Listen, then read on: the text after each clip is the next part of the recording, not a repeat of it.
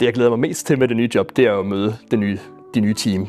Det er jo altid det mest spændende på en arbejdsplads. Det er jo at først forstå, hvem er det, man arbejder med, og hvad skal vi opnå, og så selvfølgelig ud og møde kunderne.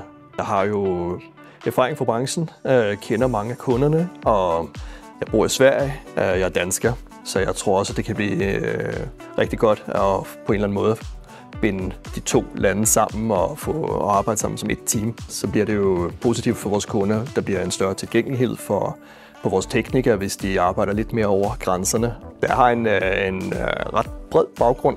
Har arbejdet både som servicechef de sidste 9 år i forskellige firmaer, især i et systemhus, hvor det var meget tekniske løsninger til medicinteknisk industri. Og så har jeg været hos en japansk maskinebygger, og det er jo en vigtig del af det, som Masentia laver. Så jeg har haft Masentia som kunde og som konkurrent.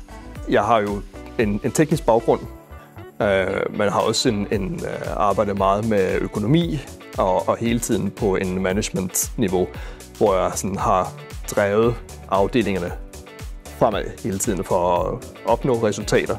Og jeg har jo et meget stærkt team bag ved mig med enormt meget erfaring her, så det bliver super, super godt.